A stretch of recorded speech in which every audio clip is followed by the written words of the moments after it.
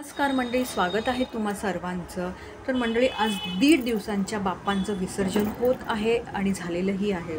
तर त्यानिमित्ताने आपण टॅरोमधनं बघूया की विघ्नहर्ताने यावेळेस असं त्यांच्यासोबत कुठलं विघ्न घेऊन गेलेले आहेत, घेऊन जात आहेत. चला बघूया.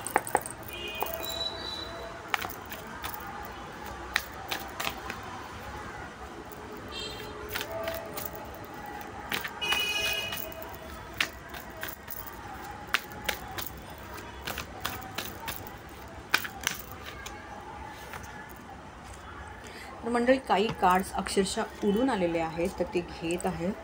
सगळ्यात आधी आला आहे हा कार्ड.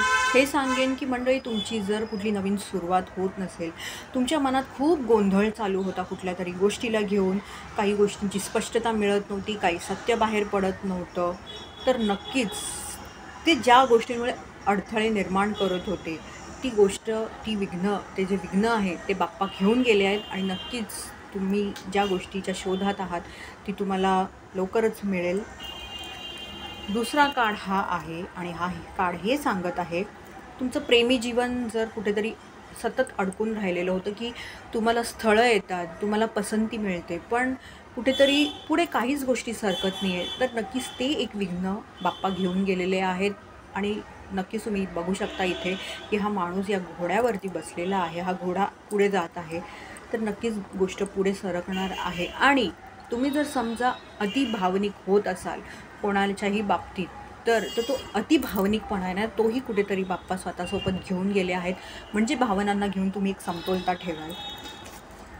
तिसरा कार्ड हे सांगत आहे की पैशांना घेऊन जर तुम्ही फार बेफिकर होता की नको तिथे खर्च करताय, वायफाळ खर्च करताय, तर असं काहीतरी घडेल की आता तुम्ही ना पैसा जपून ठेवायचा प्रयत्न कराल, किंवा तुम्ही जे काही ज्ञानप्राप्ती आजपर्यंत केली आहे ती व्यवस्थित उपयोगी पडत नव्हती किंवा चुकीच्या ठिकाणी उपयोगी पडत होती.